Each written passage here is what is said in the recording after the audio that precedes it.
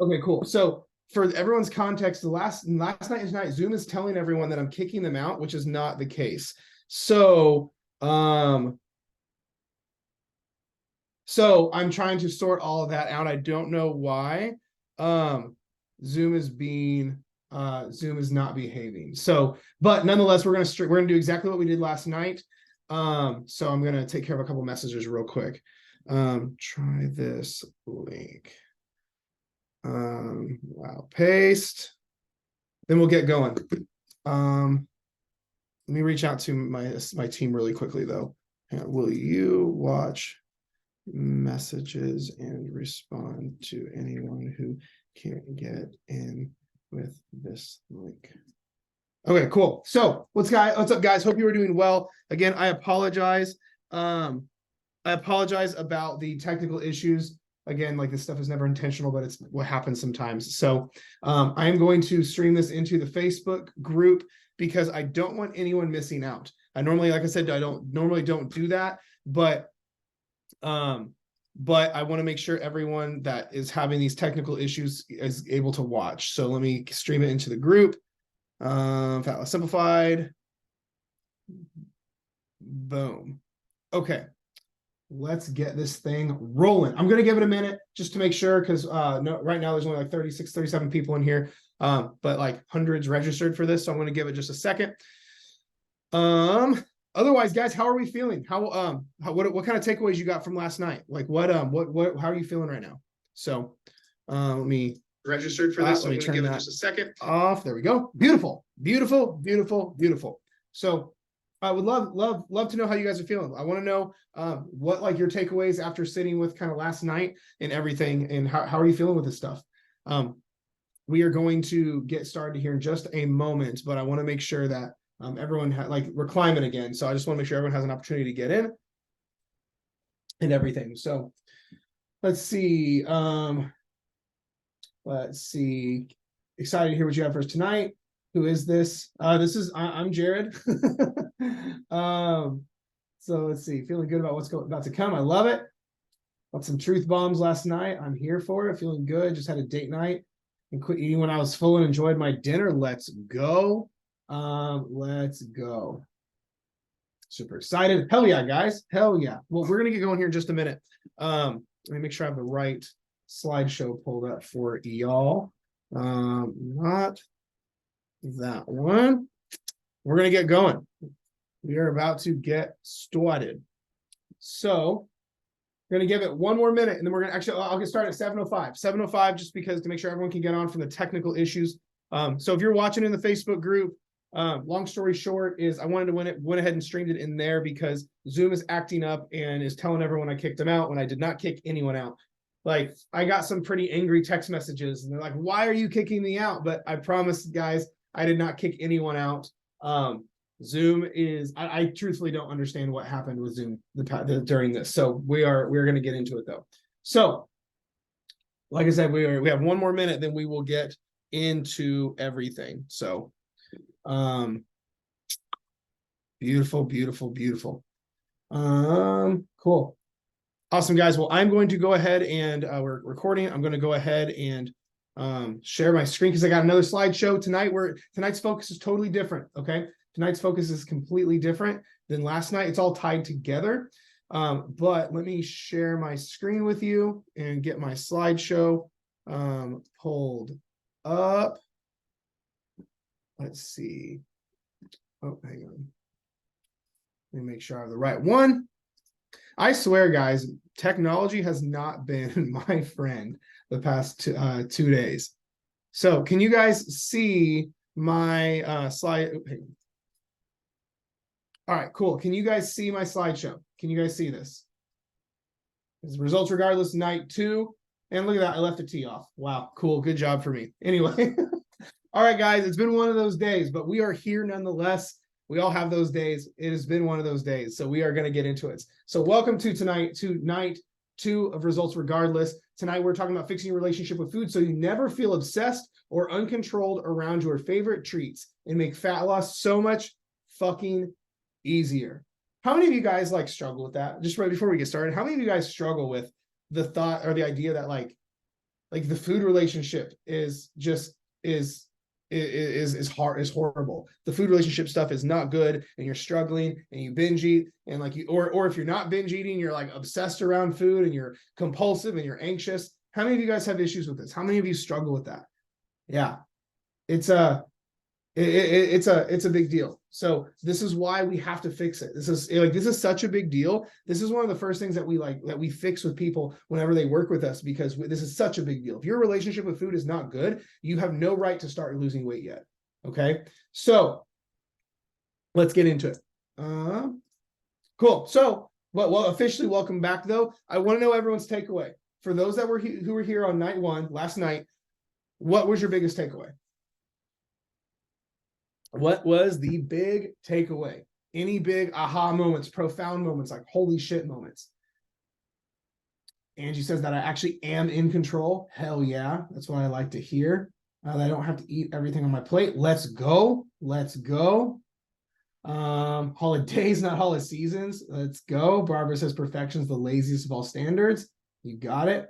Focus on what you can control versus what you cannot. Hell yeah.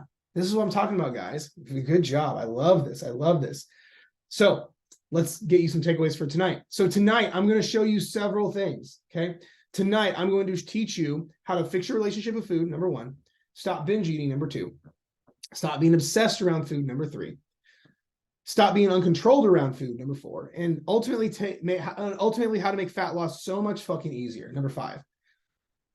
How awesome would it be if you just got one of those, let alone five? That's what is on tonight's agenda. That is what we're going to go get into tonight. So I'm going to teach you about it, and then I'm going to give you the tactics around it. Is that fair? Is that fair, everybody? So let's dive in. So how to know you have a bad relationship with food?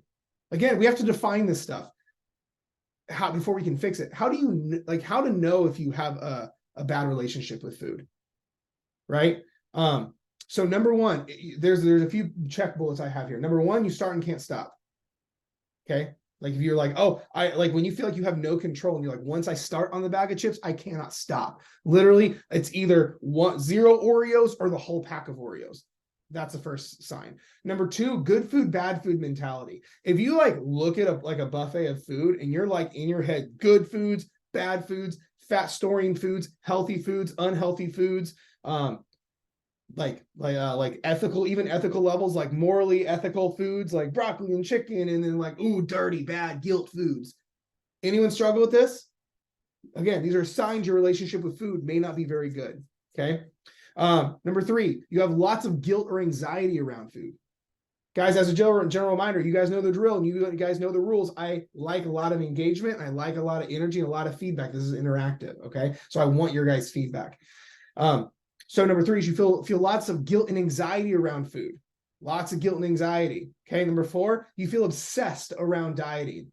It's either like you're on or off. Either you're compulsive and just like, bah, or you don't give a fuck, right? Feel obsessed around it. Or lastly, you just have zero self-control. Zero. These tell me you do not have a good relationship with food. Again, there's no judgment, there's no shame, there's no like, fuck you, none of that. But this is where we say, okay, well then here's what we need to do to fix this. Because here's the truth no one likes to hear. If you have a bad relationship with food, you should not try to lose weight yet. You have no right to lose weight yet. Tell you what, if you have a bad relationship with food, and you try to, and then you say, I'll fix that later, and you go to lose weight, you're going to gain it all back. Let me ask you this. Would you ever have your dream house built without a foundation underneath it? Yes or no? You're having your custom dream home built. And the construction workers say, hey, we can get here this thing faster if we ignore the foundation. We'll just put the walls and the ceiling up. You should be good for at least 5 months before it caves in. Hell no. That sounds fucking crazy. But how many of you guys know you have a bad relationship with food, but you're like, but I want to lose weight now. And then you go to like over here to just finish doing weight loss anyway. How many of you guys, if you're honest with yourself, actually do that? Okay. This is why we have to fix the relationship with food first. Fat loss second. Guys, I'm telling you, your foundation is everything. Your inner game is everything. Guys, I'm telling you, when you fix your inner game, your the binge eating, the emotional eating, the relationship with food, sabotage, all or nothing, perfectionism, all that bullshit, weight loss doesn't suck that much. It's so much easier because you're not fighting uphill. So that's how you know right now if you have a bad relationship with food. So why does it matter so much for fat loss? Number one, if you have a bad relationship with food, you'll keep binging. Your binging will not stop. Half the reason you're binge eating is because you have a shitty relationship with food. Like when you're like, when you go, oh, I can't control myself around cookies, so I'm going to get rid of all my cookies because I start and I can't stop. And then 4 days later, you end up binging on all the cookies and say, you know what, I already fucked up. I'm going to finish binging this weekend and start over Monday. Yeah, that's because your relationship with food is fucked. Got to fix that. Why it matters so much. You'll never be in a deficit long enough to matter. This is why we can't rush it. Guys, this is why you can't force fat loss. The system doesn't let you. Calorie deficit is most important for fat loss, yes, but your calorie deficit has to have time. 2 days in a calorie deficit is not going to do shit. You've got to be weeks and months in a calorie deficit. But if you can't make it more than 4 or 5 days without binge eating because your relationship with food is bad, you'll never lose weight. Here's a secret. Stopping binge eating is a hell of a calorie deficit, is it not? We just had a client sign up just the other day. She binge eats really bad, and we were talking. I said, hey, how much, like, how frequent do you do it? And she goes, well, I usually do good for 5 days during the week, and then I binge for 5 days. So I'm so glad she's working with us because we're going to fix it. But in her case, she literally is good Monday through Friday. Soon as Saturday hits, she binges for like 5 days, and then she's like, all right, I pull myself together, starts back over, and then it starts the cycle all over. She can't be, because her binge eating and her relationship with food, she's not in a calorie deficit long enough to matter. Right? That's what this is about. That's what we have to fix this. So, Dorothy, I see your questions. I'm not quite sure. I'm not quite sure what you're asking, unless you're in the wrong spot. But this is my results regardless masterclass or workshop on how to create results in every season of your life. And the only reason you'd be getting this is if you signed up for it. So that's where we're at. But okay, next, moving on. So why it matters so much. You'll have issues at every event of your life if you don't have a good relationship with food. Okay. This is why, again, most people try to rush fat loss. You have to fix this inner game first. You have to fix this stuff first. So if you don't fix your relationship with food, you're going to have issues at every single event of your life. Because guess what, guys? Here's the truth. With your relationship with food, birthdays, date night, Christmas, holidays, friends coming into town, celebrations, like food is everywhere, is it not? Food is literally in every one of these spots, is it not? So that's why we have to fix your relationship with food. This is why it's so important. I'm going to get to the actual fundamentals of how to do it here in a minute, but I really want to set the precedence that if you do not fix the relationship with food, I don't want to say you're hopeless, but nothing else is going to matter. I'm just being totally honest with you. If you do not fix your relationship with food, nothing else will stand, because you'll lose weight you'll be good for like 3 or 4 days, then date night. You'll be good for a few weeks, then a holiday. You'll be good for a few days, then your friend from out of town wants to come hang out. You'll be doing good for a while, but then there's always a thing that happens, right? This is why your relationship with food is not only one of the most mentally freeing things you can have, but it's also one of the most tactical things you can have for fat loss, okay? Why it's still so important? You'll keep sabotaging if you don't have a great relationship with food. And then finally, just assume a bad relationship with food equals no fat loss. Life isn't always about fat loss, but if you have any goal around body composition or looking better and feeling better and losing some weight, your relationship with food has to be your number one priority. Okay, moving on. So don't worry. Again, more stupid memes. Don't worry. Here's how to fix it. So I'm going to get into all the goods here. So we have 4 things, just 4 things to fix. Okay, I'm going to get tactical on each of these. If you want to fix your relationship with food, we have to fix these 4 categories. Okay, we have to fix your words and meanings around food. Meanings dictate experiences, right? But your words, in a lot of cases, dictate your meanings. We have to fix your words and meanings around food. We have to fix the beliefs you have around food. Okay. We have to fix your actions around food. We have to also fix your attitude around food. So, logically speaking, in your opinion, if I can fix your actions, your attitude, your beliefs, your words, and your meanings, do you not think you can have a fantastic relationship with food? Is that not logical to assume? Right. So let's break each of these down. Your words and meanings. Number one, imagine if someone talked to you the way you talk about food. Would you have a good relationship with them? You're bad. I can't control myself around you. You wreck everything. I sabotage because of you. Oh, I can't control myself around you. You're fattening. You're bad for me. I can't have any of you at all. I either have to have all of you or none of you. Would you, if someone talked to you that way, would you have a good relationship with them?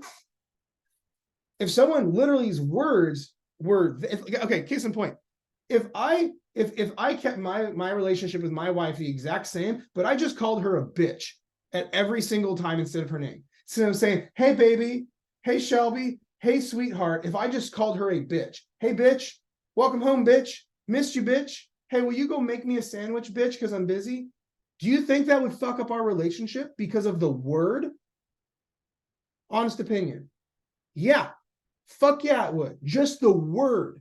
Nothing else changes. My energy, my actions, nothing else changed. But if I just changed the label I give to my wife, it would put an issue in our relationship, wouldn't it? Absolutely, it would. So you don't think the words that you say are powerful? You don't think that it has an implication on your mindset around foods when you go, like, if I had a dollar for every time it says, oh yeah, I can't eat the junk food. Okay, I know it's not junk, but you know what I mean, like the junk food. I go, maybe the fact that you call it a junk food is the problem. Maybe the fact that you, like, case in point, I have family members who are just trendy dieters, have always been, like, the whole 9 yards. And a thing they say a lot, they go, oh, I'm addicted to sugar. Like, no, you're not. Like, we break it down psychologically in, like, the actual data. You're not addicted to sugar, but saying you're addicted to sugar is not making things better. Right? Saying, oh, I have no motivation, no self-control. You absolutely do. You're just literally relinquishing it. When you say, ooh, that's a bad food, that's a fattening food, I'm going to prove it right now. Everyone tell me what fattening means. Can anyone tell me what fattening actually means? What makes a fattening food? What makes it, like, we all hear that. What makes a fattening food?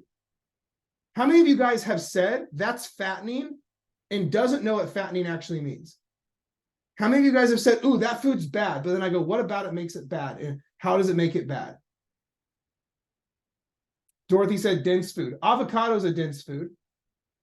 Dates are a dense food. Peanut butter is a dense food. Almonds are a dense food, but those are all healthy foods. Highly caloric. Well, what about avocados? What about olive oil? What about organic peanut butter? The fat content of the food. Well, does that mean almonds are bad? Does that mean avocado is bad? Avocado is one of the most like nutrient dense foods you can purchase. So do we see why this is becoming an issue? Processed junk. Okay, well, what's that mean though? Okay, so, like, let's say processed. I agree, we shouldn't have tons of processed food, but at what point does processed make it bad? So let's say pizza, or let's say Little Debbie cake. So at what point is it bad? Should I eat the whole pack? Probably not. But what about one bite? What about one little 300-calorie Debbie? You see what I mean? This is the problem. Nitrates, no. Fruit has nitrates in it. This is what I'm saying, guys. Do we see how this is causing the problem? There is no one-size-fits-all blanket statement around food. Hell, I'll take it to an extreme. Even aspartame. Do you guys realize, we all know aspartame is a chemical that is not good for you in any way, shape, or form? Did you realize the point from the studies for aspartame, the point where it is actually concerning for adults, is if you were to drink like 150 liters of pure aspartame, not 150 liters of soda. I'm talking about 150 liters of pure aspartame. This is why, again, don't take this out of context. I'm not saying to go extreme with anything, but I'm saying is your fucking words matter. And most of the words that we say, we don't actually know what they mean. Let's take something like healthy. That's a healthy food. What happens if I eat too much of the healthy food? I store fat and make health markers go down. Case in point, water. Water is great for you. Water also can drown you. So at what point does water go from good to bad? Is this making sense? This is why your words matter, because food is more than fuel. Food is more than fuel. Food is in every area of our life. Food is literally in every single facet of what goes on with us. So your words have meaning. So it's not just like, ooh, let's cut out all sugar. Let's cut out all processed. Let's cut out all this, because that means you cut out your kid's birthday cake. That means you cut out your date night. That means you cut out taking your kid out to dinner after their soccer practice that they won. You see what I'm saying? Words matter. Words matter. So again, imagine if someone talked to you the way you talk to food. Understand all food is neutral. It's the dose that makes poison lethal. There's no such thing as a bad anything. No such thing as a bad anything. The only time something becomes bad is in excessive quantities. So you could say, well, pizza's bad. No, it's when you eat the whole pizza. But what if you have one piece of pizza? Now you enjoy date night. Now it's good. Do we see what I'm saying? If this is making sense, say yes, just so I know we're all on the same page. More on the words and meanings. No more. So there's no more good, bad, fattening, fat burning, fat storing, cheat, healthy. No more of that. No more of that verbiage around this stuff. Completely gone. Everything is neutral.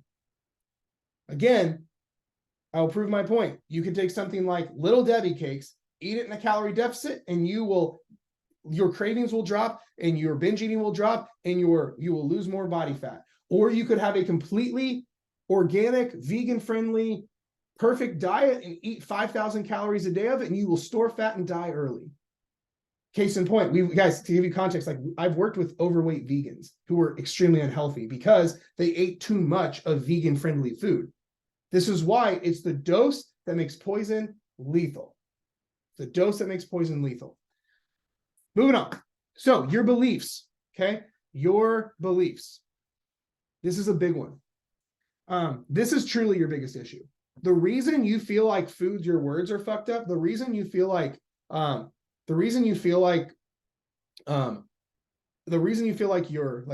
foods are bad or good or fattening, fat storing, it's a belief. So we have to change your beliefs. This is actually your biggest issue. Your beliefs dictate your subconscious actions. So this is truly your biggest issue. This is why no food should be avoided. This is why no food inherently stores fat. This is why it's the dose that makes poison lethal. You can enjoy anything and still reach your goals. There's not a single thing you cannot enjoy and reach your goals. If you aren't sure about it, throw it in the chat and I will literally prove it wrong. I will literally explain it why. Okay? You've never ruined anything. This is why when you're like, oh my gosh, I fucked up my I blew my calories out of the water tonight. I've ruined my diet. No, you didn't. You didn't. You literally you overate for a moment. But you can be back on track that fast. Guys, I'm telling you, you've never fully ruined anything, ever. That's an extremism belief. This is why you have to audit your beliefs. Do you actually think carbs store fat? If you think, guys, I'm telling you, think of it this way.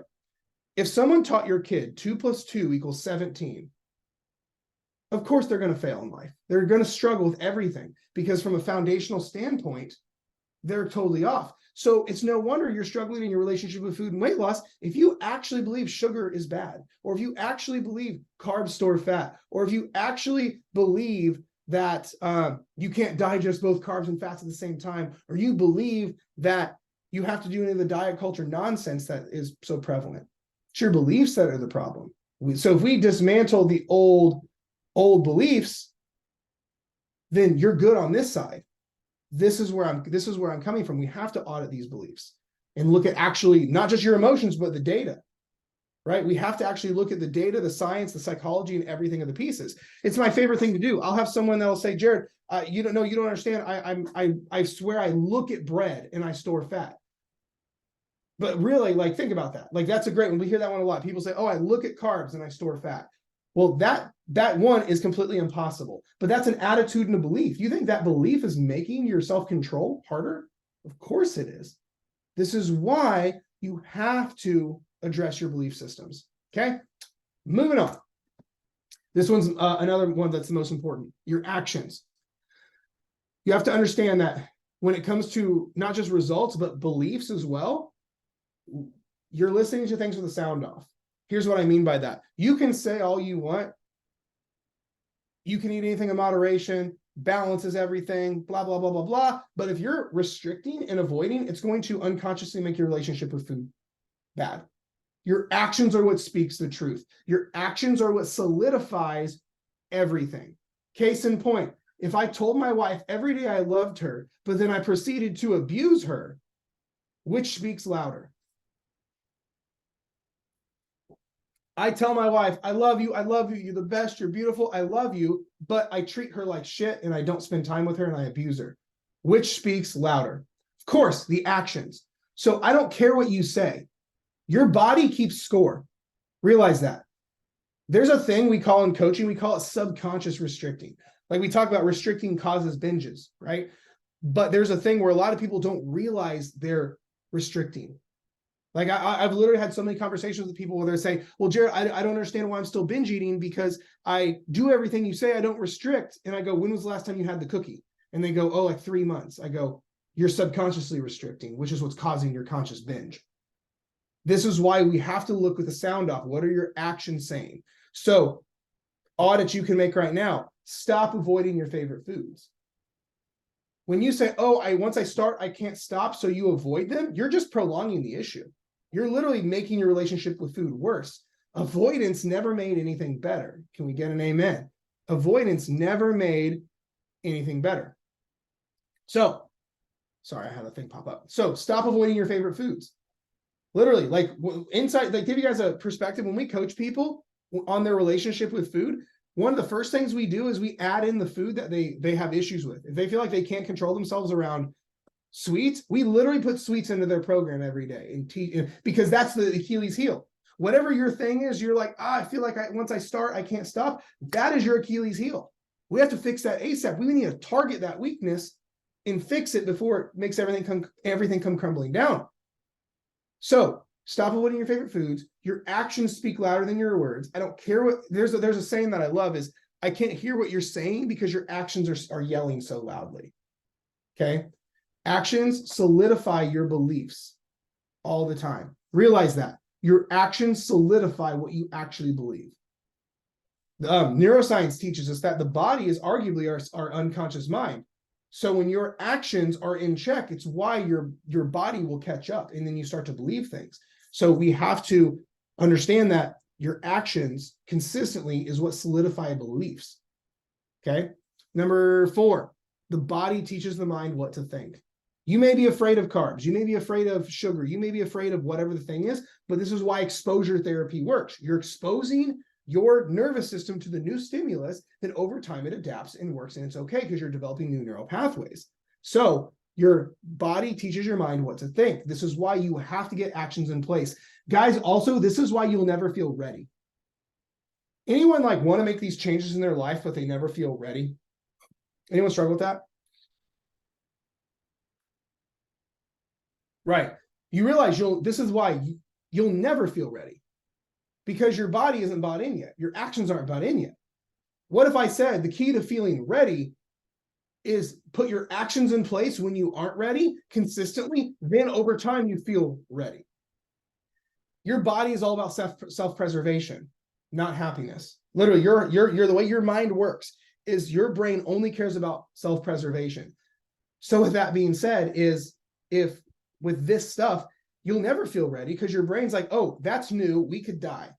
So of course you're never going to feel ready. This is why, in spite of not feeling ready, you execute in your actions. Like we talked about yesterday, we don't let our emotions take the driver's seat. Feeling ready is an emotion. We don't let them take the driver's seat. Our values and our goals and our desires in this context, take the driver's seat. So, excuse me. So this is why if you want to finally feel ready and step into that, you have to step in when you are not feeling ready. You'll never feel ready. Think of it this way. Think of like the fear of heights. The only way to overcome the fear of heights is by getting on tall things, right? Everyone agree with that? Excuse me. The only way to get over the fear of heights is by getting on tall things. What if I said, hey, I'm only going to get on tall things once my fear of heights is better? Does that make any sense? Once I get over my fear of heights, then I'll start getting on tall things. Doesn't make any sense. It's the same thing here. You're never going to feel ready, ever. You have to have exposure to the thing over time, and then you will feel ready. Because again, at the end of the day, my final bullet, avoidance makes things worse. Stop avoiding. Stop avoiding your favorite foods. Stop avoiding going into maintenance. Stop avoiding asking for help when you need it. Stop avoiding doing the inner work. Stop avoiding putting fat loss on hold while you fix your inner game. Is this making sense, everybody? Keep going. So lastly, your attitude. Again, we talked about like what's the 4 categories that are stopping you with your relationship with food. Last one is your attitude. How many of you guys have kids? Curious. How many of you guys have kids? Because this usually hits home, right? A lot of you guys. How many of you guys know that like when your kid's attitude goes south, it's not even worth trying? How many of you guys have it where like, especially teenagers, when their attitude goes south, it's like nothing can get in, right? Would everyone agree with that? I remember when I was a kid, when my attitude around like school would go south, it did not matter. You could have the cure to cancer in front of me. I'd be like, nope, fuck that. Doesn't work. So here's the thing. Do you think it changes as just because you're an adult? It blows me away. I'm just being honest with you guys. The amount of adults who have childlike attitudes around this stuff. How many of you guys have said these things before? If you audit your attitude right now, how many of you guys have said this? I look at carbs and I gain 10 pounds. Oh, it's too late for me. I'm too old. I'm addicted to sugar. I'm over 40. It's so much harder now. Your attitude's making you fat. Your attitude is what's making you gain weight. Your attitude is what's keeping your relationship with food bad. I'm telling you, like this list of statements could go on forever. But if you have a bad attitude around food, it is not going to happen to fix that relationship. What if this was a person? If I have a bad attitude around my neighbor, do you think I'm going to have a good relationship with him until I fix my attitude? Honest to God, if I cannot change my attitude around a relationship with a person, I'm not going to get that relationship fixed, am I? It's no different with your food. If you have a horrible relationship with food, but you also have a bad attitude around food, that's why it's staying stuck. If every time you look at bread and you're like, you fucking my life up. I can't look at pasta without gaining 10 pounds. Oh my gosh, if I eat over 1,200 calories, my life is over. Oh my gosh, as soon as you turn 40, it's over for me. My dog, as soon as I lost weight just fine until my doctor said I was going into menopause. Guys, I'm telling you, I have the data to show all of this. There's the data and the science behind all of this. But it's your attitude. I'm telling you guys, just assume that everything you think is true. Imagine this. Imagine if every thought you think, like whatever you believe in, God, the universe, whatever, just goes, okay. Because I'm telling you, you may think one thing, be like, oh, carbs make me fat. I can't control myself. And then when you actually go to eat the bread, you have the control, but you relinquish it because your attitude is what's driving your autopilot. You see where I'm going with this? So your attitude is making things worse. Okay. Your attitude is what's making everything problematic with this. So going back to my earlier slide, let me go back a little bit. So those are my 4. Does everyone in agreement with this? If we fix our words and meanings, if we fix our belief, if we fix our actions, if we fix our attitude, your relationship with food logically should get better. Your relationship with food should be no problems at all. That's what this is about. That's how we fix this. Okay. So you may be going, okay, so how do we apply all this? How do we apply this? So let's get into it. Here's how we apply this. Again, this is going to be, we have to make this simple and executable. Okay. Number 1, stop using the bad verbiage. Catch yourself when you're like, oh, I shouldn't have that. Oh, that's bad. That's good. Oh, that's fattening. Oh, I don't need that. Oh, sugar makes whatever. Stop. You have a choice over the words that come out of your mouth. Okay. Stop using the bad verbiage. Stop. Okay. That's number 1. Because then when you stop using the bad verbiage, your meanings will get better. Then your actions will get better. Okay. Number 2, look at the science and not your emotions that food is not bad, good, stores fat, any of that. Again, most of, like we talked about yesterday, we don't want the emotions to take the driver's seat. But most of you guys, because you feel a certain way, you assume it to be true. But then you're going to be reliving the same issue over and over again. You feel this one way, you get bad at results. So you feel bad, bad results, feel bad, bad results, and it's going to be this vicious vortex. So this is why instead of looking things through the lens of your emotion, we have to look at things through, like especially with food, if it's good, bad, fat burning, fat storing, whatever the case may be, if that's your stumbling block, the beliefs around food, stop gauging off your emotions and gauge it off of the actual data and what the science shows. Okay. Number 3, this is the hardest part. Start eating these foods in moderation. I'm telling you, you will not fix your relationship with food until you start bringing the foods that you shun back into your life. If I have an issue with my relationship with my wife, but I avoid my wife, is it going to get better? Guys, also for those that have questions, we will be doing questions Q&A at the end. So if you guys have questions and stuff, we're going to be doing Q&A at the end. So again, if you're right, because it's not like everyone's saying no, because you're correct.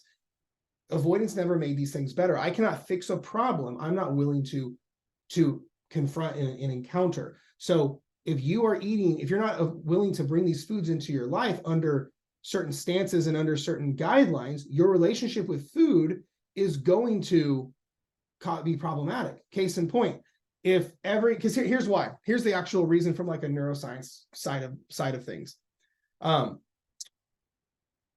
Your brain just views everything in your history as doctrine. So if every time, let's give an actual example. If every time you've eaten chips, you've binge eaten chips, your brain just assumes you don't have control over chips. It's because it's, that's in the past, it's doctrine. Your brain is just a lesson of the past. It's just an artifact. Your brain looking backwards is just looking at a history lesson of, what's been in the past. I've never controlled myself around food, so why would I expect to control myself now? So this is why we have to learn to make these foods work in moderation to give your brain a new reality. Case in point, what if you guys went and got vending machine sized bag of chips? So instead of eating the whole bag, you go get the vending machine sized bag that's 160 calories and you eat that, and then it's done. Your brain's going to go, wait, we never have control. We always smash the whole bag. What the hell? And your brain's going to have a new exposure to control. It doesn't know you had just the little bag and not the big bag. But if every time you've eaten chips, you've smashed the family-sized bag of Doritos, but now you start having the little mini bags, your brain just goes, oh, I guess we actually can control ourselves, right? There are a million ways you can implement this, but regardless, the principle stays true that the only way to fix your relationship with food is by actually bringing these foods that you struggle with back in, putting boundaries around them, and having a new dynamic and actions with them. Again, it's like your relationship with food is like the relationship with a person. If there is baggage around it and you are trying to fix it, you have to bring it back into your life with boundaries and parameters. And as the relationship gets better, you take those boundaries away. Let me ask you this. How many of you guys have heard like coaches or whoever, people like me say, oh, just get the trigger foods out of the house, you'll be good? Anyone ever heard that before? Yeah. It works great until you have the food again. Does that actually get rid of the problem? First of all, actually, let's go back to your words. Does calling a food a trigger food make your relationship with it better? If calling a food a trigger food, do you think that's making your relationship with food better? No, it's causing half the problem. But also, if I can't control myself around chips, Oreos, and cake, and I get them out of the house, I'm good while they're not in the house. But what happens when I go to a cookout? What happens when my wife brings them home? What happens when your kids bring them home? Did it actually get rid of the problem? No. Right. It doesn't. It makes it worse, because now, like, you're like, yeah, I'm good. Then they come back home and it's like a free-for-all. This is why we have to start having ways. And again, there's so many different ways to do this. My favorite is literally the chip analogy. Is you can purchase in every grocery store small single-size servings of literally any and every food you struggle with. So you literally can't overeat what's not there. Like we have this thing we have clients do. We call it the gas station method, where if a client can't control themselves around, let's say, candy, we're not going to have them have a cauldron of candy at home where they're just setting themselves up for failure. So we have them go to the grocery store or the gas station, buy one candy bar and come back home and eat it. Because they can't binge on what's not there, but you're giving your brain exposure that, hey, I can actually eat this in moderation. You do that for a month, your food control issues will be no more. Yeah, you may spend a little bit more on food because of all this, but it's going to fix your relationship with food long term. I actually don't think you'll actually spend more money, because if you're having issues binge eating, you're going to be spending more on food than anything. So, but the cool thing is you can do this in a million different ways. If you struggle with pizza, for the next 30 days, go buy one slice of pizza, bring it home and eat it. And by the end of 30 days, your self-control issues around that pizza will be gone. You can do this with anything and everything. So you can do this with anything and everything. Dorothy, I think you don't have, Dorothy, if you don't agree with what I'm saying, you don't have to stay here. Like I said, like if this is bothering you, you don't have to stay. So, but guys, this is what I'm saying. This is how we fix this. This is the only way to fix the relationship with food. Okay. You have to start eating these foods in moderation and teaching your brain that you can actually do that. No problem. Is this making sense? Is this making sense? So lastly, stop having the attitude that you look at food and have no self-control to convince yourself that your body defies science. Again, this all comes down to all these pieces: your words and meanings, your actions, your attitude. All of these things is what affects your relationship with food. Okay. This is why you have to fix it this way. Is this making sense for everybody? Is this making sense for everybody? Cool. Moving on. So I told you guys I was going to teach you how to use your these foods to fix, or the foods that you struggle with, to fix your relationship with food over the holidays. So let's talk about that. How to use the holidays to fix your relationship with food. Number one, go out of your way to practice these things with your events during the holidays. Literally, go out of your way to practice these at the holiday events. So when you find it yourself going, oh, I shouldn't have that. Well, I probably shouldn't say that, right? Catch your words. Notice when you're like, how the emotions you feel around, like, okay, there's the salad. Ooh, the dessert tape. Like, notice like, oh, wait, I'm doing it again. Catch yourself with your words and your meanings and your attitude. Okay. But also go out of your way to have the thing that you want in moderation. Okay. So like, let's say dessert table. You're like, cool. I'm going to have one piece of pie. I'm going to have one piece of pie and 2 of grandma's cookies. And actually let yourself and enjoy them.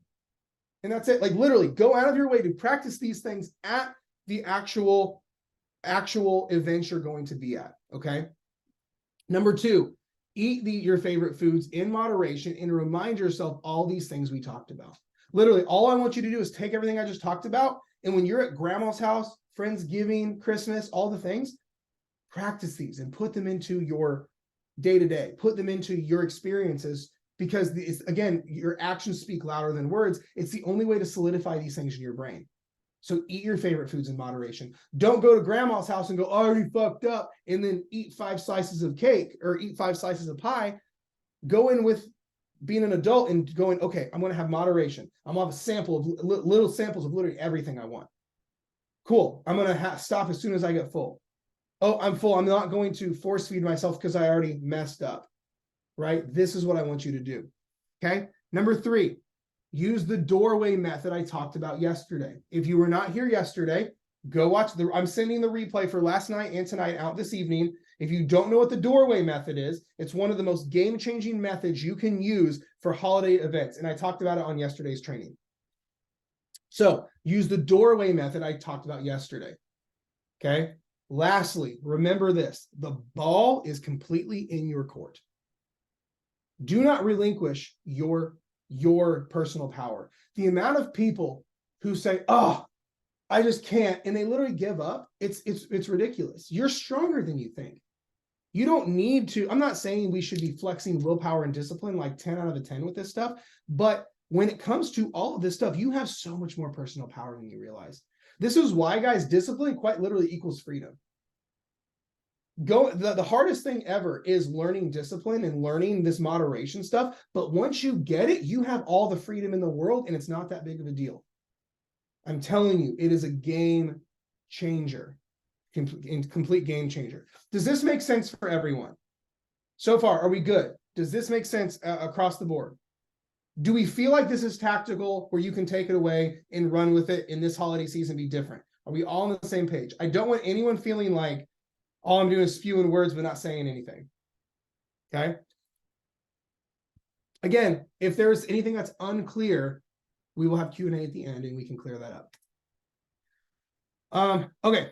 So I want to remind you, remember the commitment and the exercise from yesterday about waking up January 1st if you don't apply this stuff.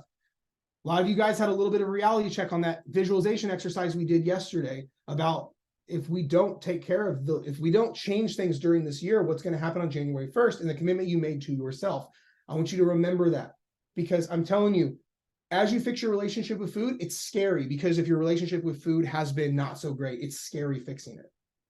A lot of the beliefs that you're challenging, your brain they've taken up space in your brain for decades. So you're changing them. I want to remind you, it's supposed to be uncomfortable. It's supposed to be weird. It's supposed to be awkward. And you're going to naturally want to quit, but don't. Okay. So here's your 15-pound plan. I told you guys, we're also going to walk away with an actual tangible plan for your next 10 to 15 pounds. So here it is. Some of you guys might be like, wow, that seems super simple. Does any of you guys, let me ask you this, feel like this is too simple of a plan? This is literally your 15-pound plan. Does anyone think this is too simple? Does it feel like too easy, too good to be true, too whatever? That's a good thing. Most people think things have to be this crazy complex thing of bullshit, but it's not true. Fat loss should be like brushing your teeth, not like a root canal. Every one of you, the most successful you've ever been with any habit has been brushing your teeth, has it not? If you look at results and actions, brushing your teeth is the most successful you've ever been. Would you all agree with that? Would everyone agree? The most successful habit in your life has probably been brushing your teeth. Results and consistency. Right. So but how complex is brushing your teeth? Or is it really, really simple? 2 minutes AM, 2 minutes PM, call it a day, because half you fuckers don't even floss, right? You see what I mean? Well, so then does it not make sense to make fat loss more like brushing your teeth and less like a root canal? Would that not make more sense if like, well, teeth brushing is the most consistent thing you've ever done with the best results ever. How can we make fat loss like brushing your teeth? Simple. Here's how we do it. So going into the new year, you have plan A and plan B. Plan A, small calorie deficit, high protein, favorite foods in moderation, strength train 2 to 4 days a week. That's it. That is it. No more, no less. If anything, you could do less, but no more. Eat as much as possible, but you're still on a calorie deficit, high protein, favorite foods in moderation, strength train 2 to 4 days a week. That's it. Now, here's the thing. Now, when the holidays get closer, when you have events during the week, when you have like grandma's house or Friendsgiving or Thanksgiving or whatever, you're going to go to plan B during the holiday door and use the doorway triggers I talked about yesterday. So to recap that for those that weren't here, the doorway triggers from yesterday is as soon as you get to grandma's house, you're going to go into the mode of eat when you're hungry, stop when you're full, go back when you're hungry again. And then as soon as you leave grandma's house, you're back to plan A. That's it. I don't want you calorie tracking and trying to like starve yourself and meal prep at the Thanksgiving dinner and the Christmas table and all that. Again, this is just the recap version. I went really in detail on this yesterday. But your plan B is once you go through the doorway at grandma's house or the event, all you're going to do is eat when you're hungry, stop as soon as you get full. You're going to go back when you're hungry again. That is your framework. And then as soon as you leave, you're back to plan A before you hit the car. Okay? Does that all make sense? Is everyone in agreement on this?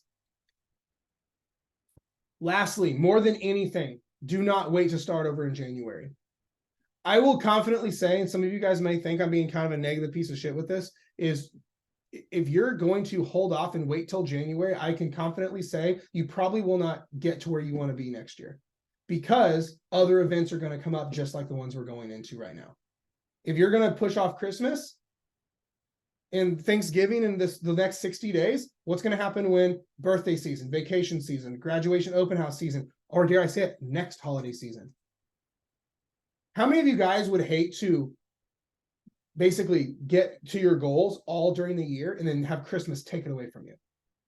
This is why I said it yesterday. Everyone wants the sword, but no one wants to be forged. This is forging season. Use the next 2 months. Forget fat loss progress. Forget the 15 fucking pounds. Over the next 2 months, I want you to think, how am I getting the skills I'm going to need for the future? That's all I want you to do. Forget outcomes. I don't want anyone to even think about losing 15 pounds.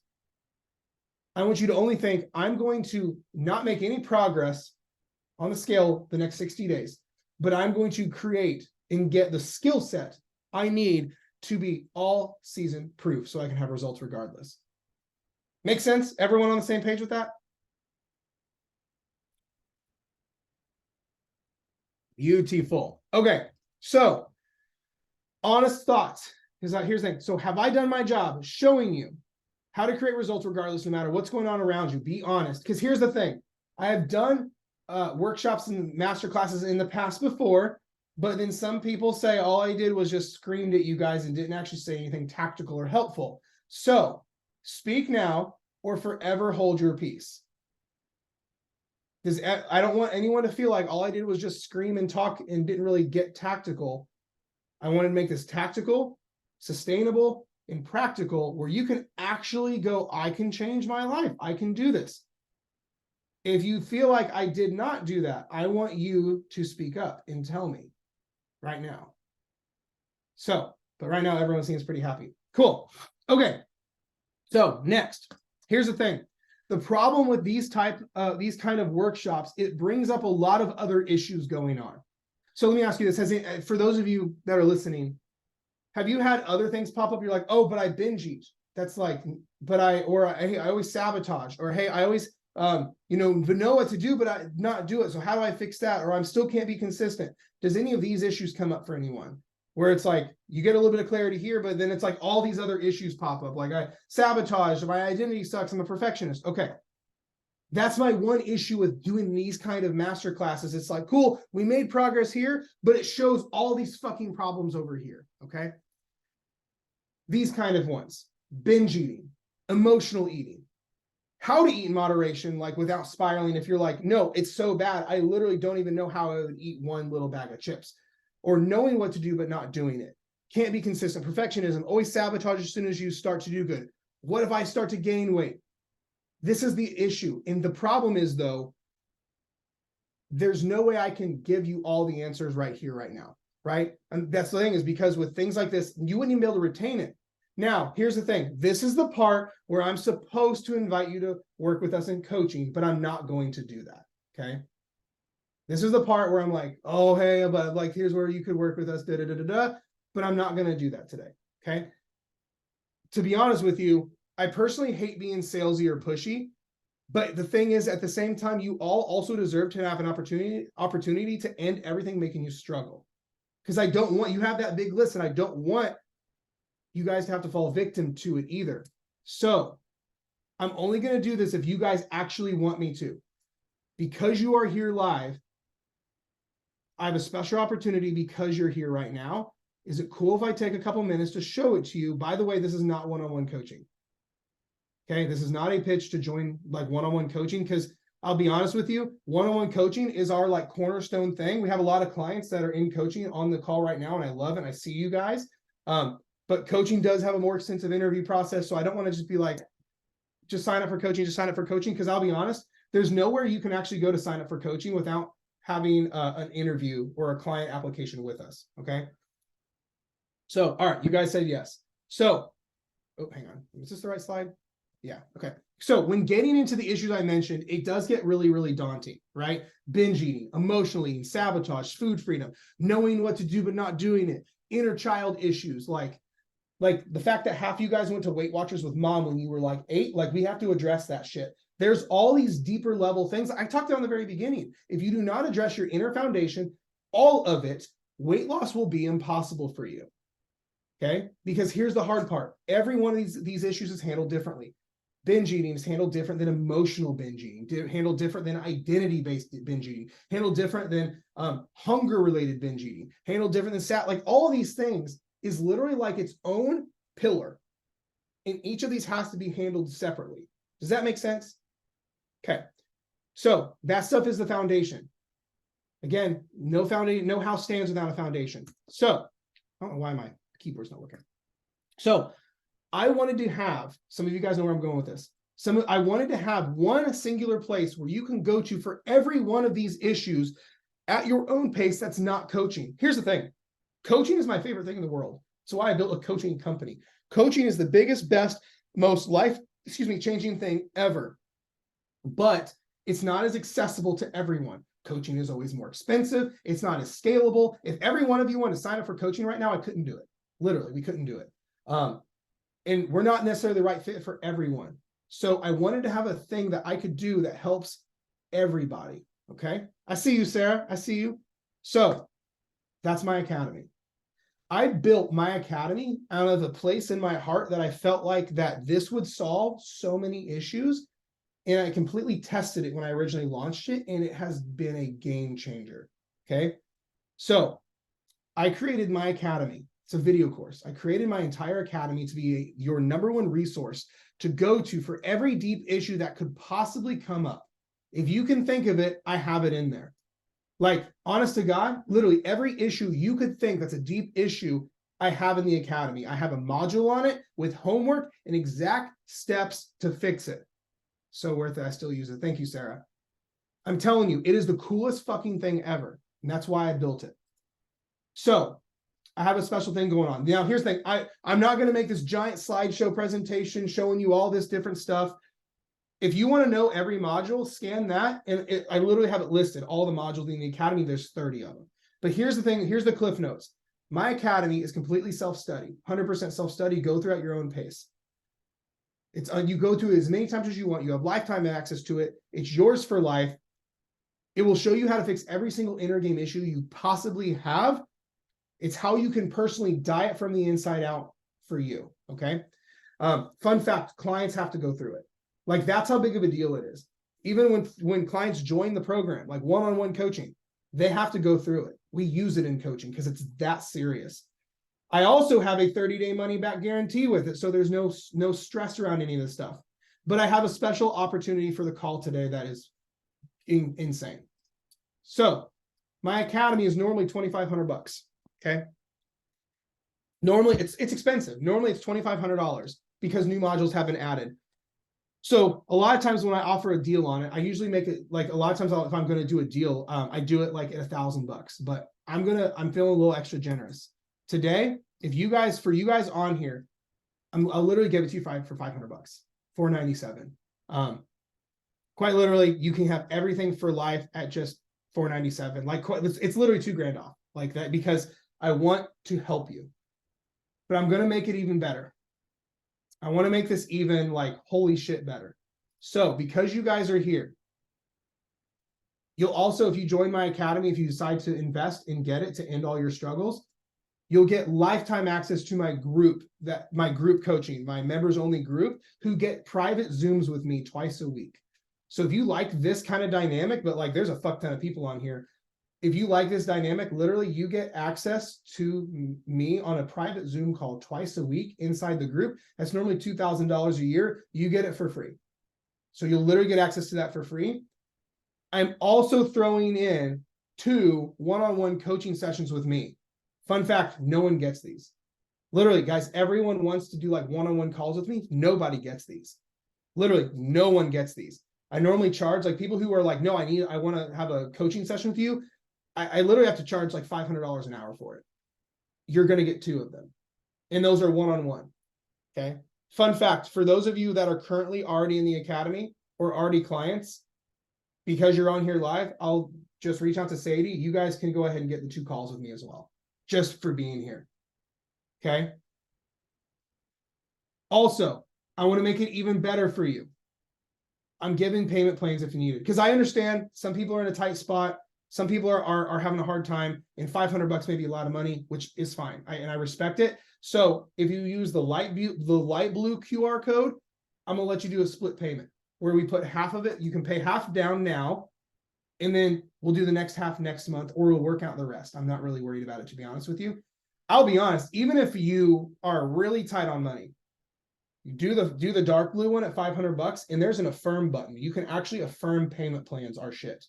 So like, You could literally make this like not even $100 a month, more than likely, depending on what you qualify for. But anyway, that is what is on the table for you. So we're going to do the gifts here in a second, but that is what's on the table. Kaylee, I'm on my phone, or how do I get the deal? Screenshot it and then go into your so if you guys ever have like you screenshot a QR code, you can go into your photos and click on it or hold it down and it will take you to the website. So that's what's on the table, guys. Here's the thing. I'm not a hard pitcher. I don't hard sell. It's not my MO. I believe the people who want the help, who are ready for the help, will take advantage of this. If that's not you, respect, no worries at all. I'm here if you need anything. But for those who are ready for the next step, for those that are ready that like, I am so fucking tired of this bullshit. Because here's the thing, I don't want you feeling like you wasted your money with me, ever. Literally, go through my academy, apply it, and if you're like, that wasn't the best $500 fucking dollars I've ever spent, I will give you all your money back. I don't even care. Okay. Sonia, is there a time limit? Yeah, so this is like next 24 hours. So unfortunately, all good things do come to an end. If you go to the QR code and go to do it, it literally will have a 24-hour countdown timer on it. So there is a 24-hour window to get this. Otherwise, no pressure. If you do want to wait, that's fine. But then it goes right back to $2,500. So cool. Now, lastly, let's do some gifts and some Q&A. So let's do some gifts. Then I'm going to open up the floor for Q&A. So, Deborah, it should be underneath the email field. So guys, if you guys are needing to use Affirm, yes, Karen, just email Sadie. You said you're a client and you want to set up the call with Jared. So Deborah, it should like under like, cause it should take you to a checkout page underneath the email field. There should be, it says credit card and Affirm, and you can go through it right there. If you guys are having issues with that, just shoot me or my team a message. We'll take care of you. Okay. So I want to give you some giveaways. I want to give away 2 more gift cards. I did all those calls the other day. Okay. Here's what I want to know. I've never done this in my life. I've never done this, but I feel like I should. Hang on. Sonia's okay. I'm going to do the giveaways and I will answer every question you guys have. I'm really thinking about I didn't think you guys would necessarily want to do this, but I'm really considering it. Who would like to go through like a 3-week trial of coaching? Who would like to go through like a 2 or 3 week trial of one-on-one coaching? I put that as an option the other day, and I was shocked so many people wanted to do it because like, here's the thing. Everyone knows a trial is just a trial. You're not going to get crazy results in 3 weeks. But so many people are on the fence that are newer to my content or on the fence about coaching. They just want to see experience, like, like you want to try it before you buy it kind of thing. So I've been thinking about offering it, but I didn't know if anyone would actually be interested. So, I'm going to do this. I'm going to pick 3 people. I'm going to pick 3 people who, appreciate that, Allie. I'm going to pick 3 people to do a trial of coaching. So let me do this. I'm going to scroll back through all the yes, pleases and pick a few. Let's see. And then then I'll do some gift cards. Okay.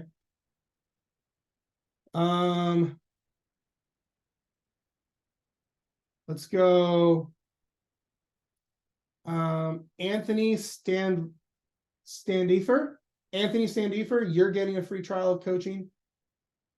We'll do, and then let's do 1 more or 2 more.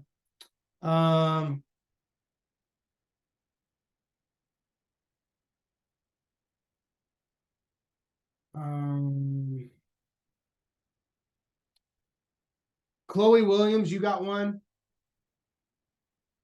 And then,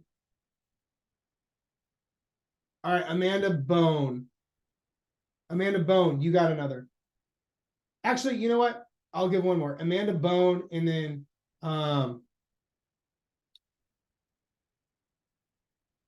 Stacy Heyman, you as well. Cool. So for those of you 4 who won the free trial of coaching, email sadie@hamiltontrained.com. Okay. Hang on. Let's see. Sadie. So you guys know how to spell it. Sadie at hamiltontrained.com. Cool. All right. I want to do 2 more gift cards. Who wants gift cards?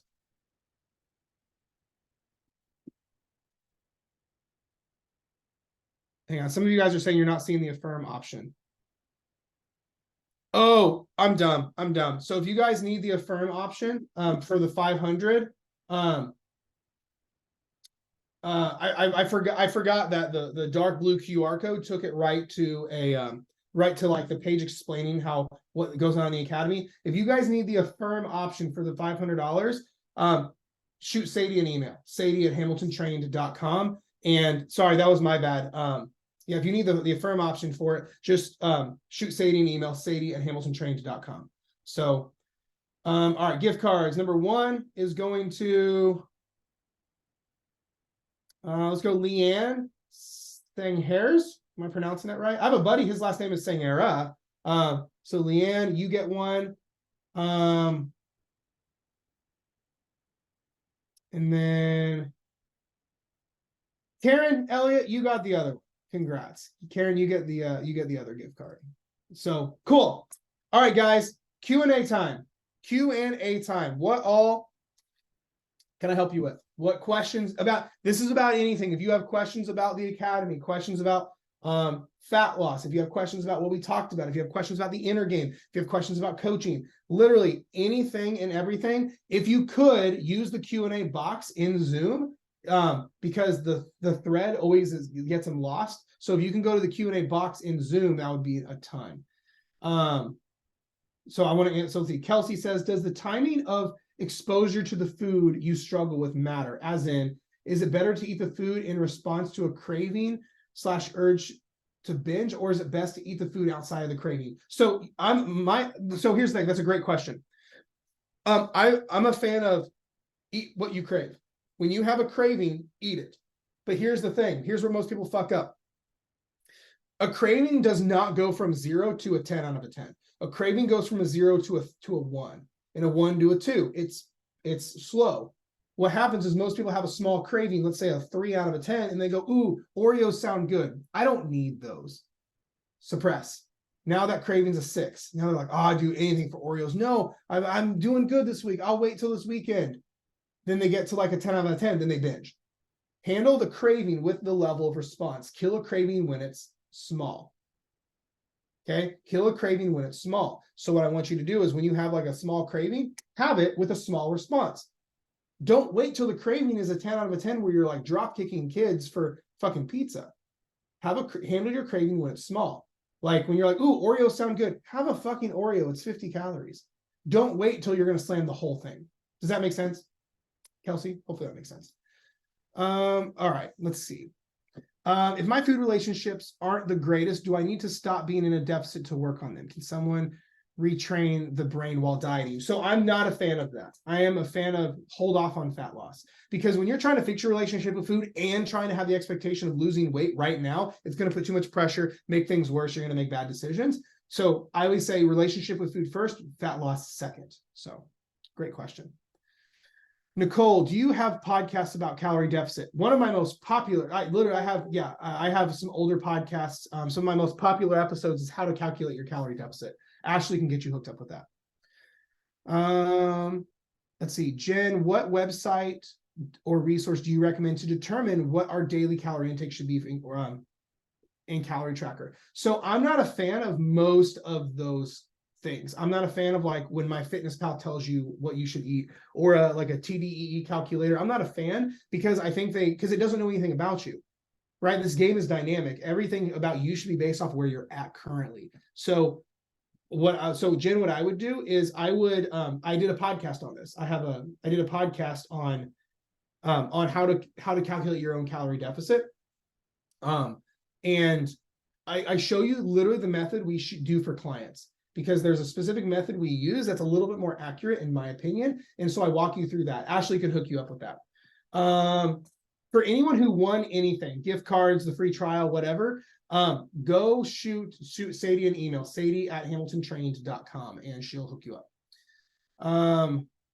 Jen, you gave so much wonderful advice and a lot. With all the things said, what is the one piece of advice you would give to everyone right now? Oh, that's a hard one. Here, guys, here's it. Truthfully, Jen, I'm glad you asked that. Everyone's takeaway moment is going to be different. I want you to choose one thing that you're like, that was my nugget. That's all I needed. For some, it was the doorway method. For some, it was that food is on a, it's a dose that makes poison lethal. For some, it was my verbiage around food. For some, it was eat when I'm hungry, stop when I'm full, go back when I'm hungry again, right? Whatever it may be. But everyone's is different. When I go to, like, for example, a jujitsu seminar and they're just like pouring out information, I try to remember one move. One, like whatever the seminar costs, like I was at a seminar, it was like $50. So I go, what's my $50 move? What's my $50 move? So I don't care how simple, try to have one, what's your $50 move? What's your one thing that you're going to run with from this? Okay. Anthony, how do we properly determine what calorie deficit looks like for us? How do we make that part simple? So I did that podcast. I think everyone should probably listen to it. Ashley has it. She'll hook you up with it. Is your offer tonight allowed to be paid for an HSA? So it depends on your HSA. Like, to be honest, we aren't partnered with like insurance companies, but depending on your HSA, I have had people use their HSAs to pay for full-fledged coaching. But as long as the receipt was written in a way that was within the code of what the HSA needed. So like, for example, with coaching, we do health, weight loss, and transformation coaching, and the HSA just needed the receipt to basically say it was for one-on-one tailored nutrition information, and like it was a specific way to be worded. So we adapted and basically helped with that. So it just depends on the HSA, but shoot me a message and I'll be able to help you with that. Susanna, how do I fix my anxiety protection? Is it protectionist or perfectionist around tracking? So that one's a little bit different. So if your issue is around tracking, I'd have to know a little bit more information around that one, because the thing is, if you have anxiety around tracking, most of the time when I see that happen, it's because people have it's an extremism thing, because it's an exposure thing. Their only exposure has been super limited, super scarce, super extreme, and it went from like, instead of mild tracking, it was like crazy psychopathic levels of tracking. So if that's your only exposure, then it's no wonder your brain has issues with it, or that's the meanings it attached. So there's a few ways. If we had a client who did this, who was like, hey, how do I fix my anxiety around tracking? I would say, one, we would start with just tracking only one number, whether it be only protein or only calories or only like fiber, right? Instead of tracking all the macros, all the everything, it would be, hey, we're only going to track protein. Hey, we're only going to track total calories. But then I would say, don't even put a limit on it, right? Because we're not quite there yet. I would say, because a lot of people, when they start tracking, they're instantly like, oh, I have to eat as little as possible. Like, no, if you have issues around your relationship with tracking, we need to start just getting used to like writing your shit down, right? If that was even too much, I would have you start in a notebook, like one sandwich, 2 pieces of pizza, 1 protein shake, 1 granola bar, right? So I might start on like paper, not even calories, and then move from that to maybe a number like protein, because you're not dealing with high numbers. You're talking about like 100, 150 grams.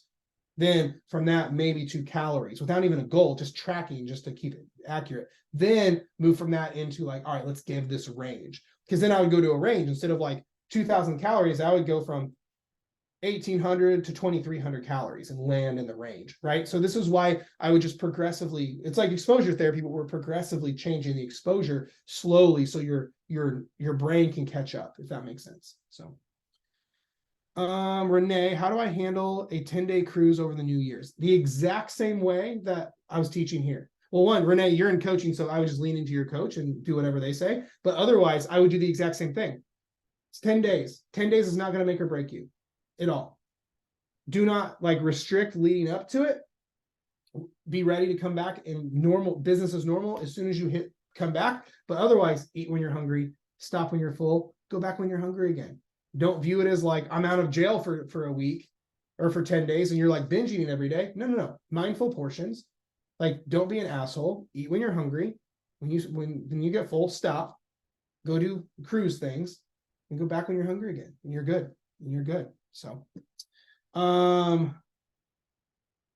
Oh yeah, Ashley said that I forgot she did a live. We did a live in the Fat Loss Simplified group about how she handled a vacation in Mexico, so she can send that too. So, let's see. Someone said if we are doing an audit call and it is booked, can we wait to get the 180 to see if it makes sense, or will the offer not extend? So I'll tell you what. If you're one of the people that have the audit call with me, so here's the thing.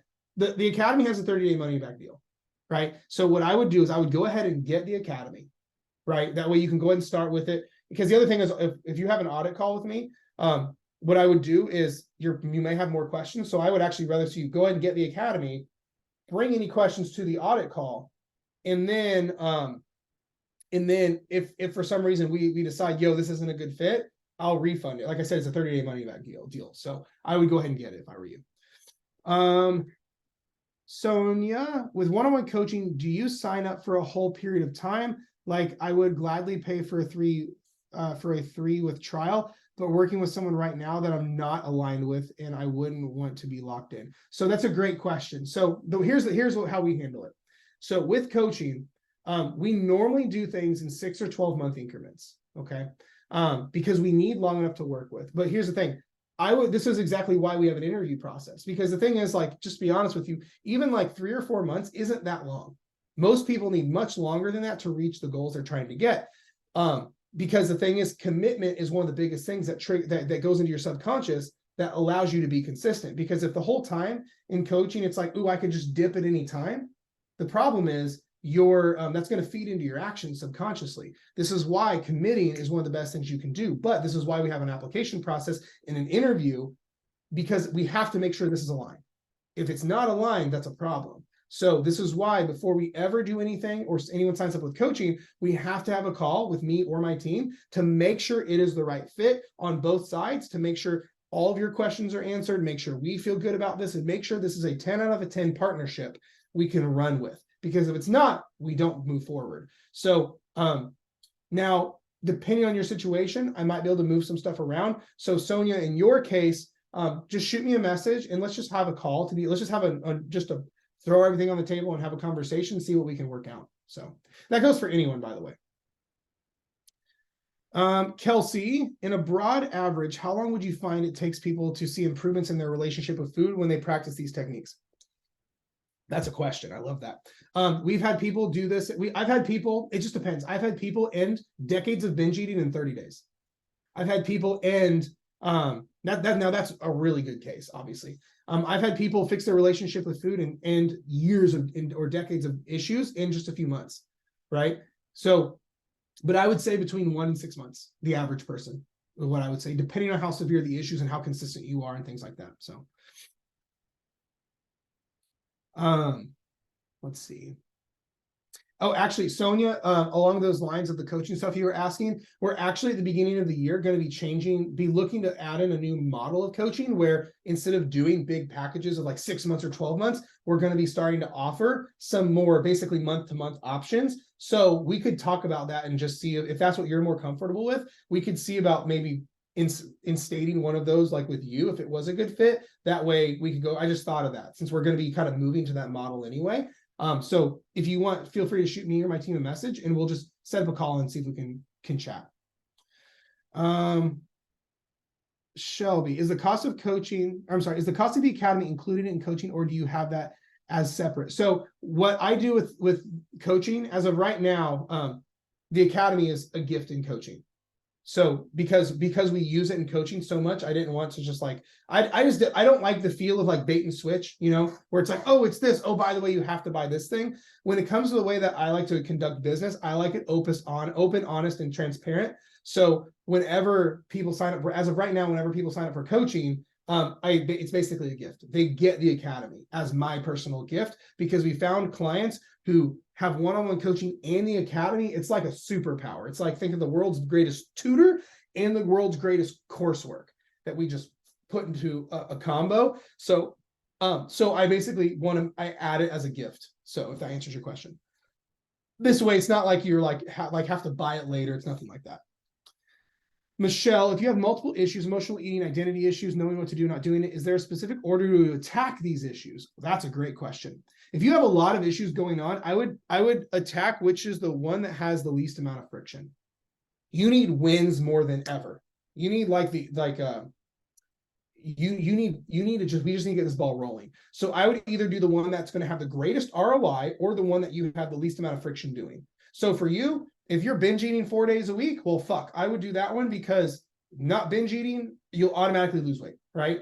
Or if that's kind of a big hurdle and you're like, I think I would rather just get, whether it be fix my consistency or write my identity letter, whatever it is, it just kind of depends. But I would say either the one for you that has the greatest ROI, return on investment, or the one that is just more seamless that you could just start with. So Deborah, do you use intuitive eating questions in the academy? So not quite, because the thing is, most people, intuitive eating is an extremely high level skill. Because the academy is all about like all the steps before intuitive eating. The thing that I don't like about intuitive eating is the internet makes the intuitive eating sound like everyone should just know what their body needs. The problem is intuitive eating only works if you have 0 inner game issues and you have consistently tracked your calories and macros for several years for most people.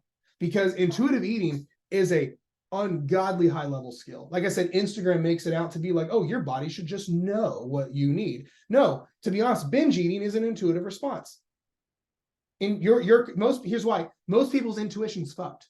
Most people's intuition around food and how they feel is most people eat when they're not hungry, right? They're bored, they're anxious, they're scared, whatever. So I'm not a fan of intuitive eating for most people until they are so far on the other side, because it's like an autopilot, and like it's like an autopilot that's off. If most people follow their intuition, they quit, they binge, they give up, and they say fuck it, right? So this is why intuitive eating is awesome, but Instagram makes it sound to be like, oh, just intuitively eat, where it's like, whoa, hold up now. You have to have a really good practice of like let me give you a perspective. We all intuitively drive. We just hop in, take off. How long did it take you of normal, like rigid driving? Okay, seatbelt on, foot on brake, turn key, check mirror. How long did it take that before you can just like hop in your car and take off? It took a long time. Your job, how long did it take you to get really good at your job where you can just intuitively do your job? It took lots of skills, lots of time with skill sets and consistency. So if you have inner game issues, then intuitive eating won't work. If you don't have a really good time of really good consistency in time with tracking and knowing what portions are and how you feel full with this calorie limit and how the fullness you feel with this calorie limit. And when you eat this protein, intuitive eating is not a good idea for most people. It's a very high level skill that takes years for most people. So that's why I don't teach it in the academy as of right now. The academy is to get you all those inner game issues fixed, if that makes sense. So, let's see. Okay,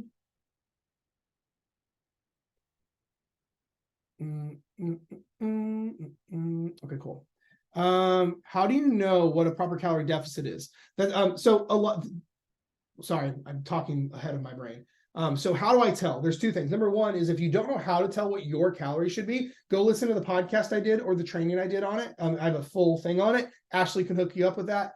But also how to know if it's proper. If you are losing the weight or decreasing body fat properly, like in a slow, sustainable way, while you're still mostly full and satisfied and not sacrificing the quality of your life.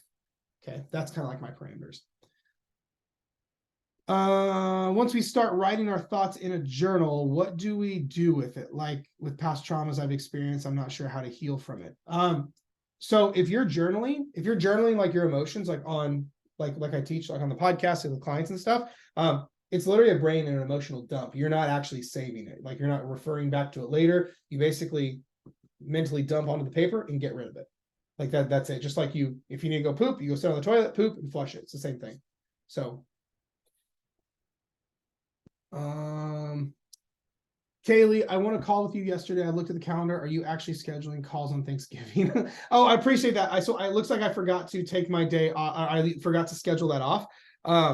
But I'm not opposed to it if I can work it in my schedule. So, I'll go ahead and have my assistant block Thanksgiving off because we've got because I've got stuff going on, but I'm not opposed to chatting if I can squeeze it in. So we'll get it figured out. Amanda, did you say you had tips on journaling? Yes, I have whole podcasts on it. But long story short is with journaling, your only prompt is what do I feel? And you write about what you feel. That's it. Super simple. Lori, going on vacation tomorrow for a week, aim for plan A and plan B. Went out for dinner. Yep, absolutely. Like literally, like I wouldn't worry about tracking. I would just go eat when you're hungry, stop when you're full, go back when you're hungry again. And as soon as you get back, plan A. Super simple. Let's see. Are you familiar with the 12-step Overeaters Anonymous and or food addiction model, which says we have a chemical response to trigger foods that have to be abstained from, like alcohol, up to an alcoholic? I gather you do not agree with that form or that program approach. Do you think food has to be thought of differently than alcohol and drugs? Sorry if it's too heavy. Not at all. Not at all. So that's a great question. I do not believe food is in the same category as drugs or alcohol. If you were like literally, like a lot of people will try to demonize like sugar in other foods, and they're like, oh, it's addictive as cocaine. It's actually not. That's a fault. That's a fear-mongered thing. But the thing is, we can change our brain chemistry over time as well. But the thing is, this is why we have to do the inner work around some of these things, because there's a lot of things that can change your brain chemistry, right? Especially around food. So for example, if you restrict foods, let's say you love chips and you restrict chips. Of course, it's a natural inclination when you have chips, you're like free for all, right? Because of the chemical and the psychological effect on you've restricted. So we naturally polarize the other way. Well, why don't we do that with chicken breast? Why don't we do that with boring ass rice? Why don't we do that with, you know what I mean? Because here's the thing, if this is why we have to look at it on an even playing field. So like, let's say, for example, why don't we, like if someone's like, oh, your brain has a certain chemical balance around candy because of sugar. Like, okay, why doesn't it do it around honey? Why doesn't it do it around agave? Why doesn't it do it around fruit? Why doesn't it do it around table sugar? Why is it only on Hershey's? Right? Like, this is why we have to look at both sides. It's like when people say, well, Jared, sugar spikes insulin, so insulin stores fat. I go, but so does protein. Protein spikes insulin, and it's great for fat loss. So how's that work? And everyone's like, fuck. This is why we have to be careful around these blatant statements that fear-mongered people, like Netflix documentaries and certain things that are like, no, food is just like alcohol. Like, no, here's why. First and foremost, imagine this. Like, do I think some people have legitimate food addiction issues that like only special therapies can handle? Yes. But do I think that is the minority and that is not most people? Yes. I think very few people are actually addicted to food. I think most people have a history of bad behavior and a bad relationship with food and bad issues from their childhood that they never did the inner work around to resolve, so they fester into their adulthood. But then ironically, when I get then my whole program is based around people who struggle with this stuff, and we fix it in like that. Literally, like I have people that will like literally like, guys, I don't even talk about some of my best case scenarios because they almost sound too good. Like, I'm not trying to sound like an asshole. Like, we've had people stop entire binge eating disorders in like 30 days.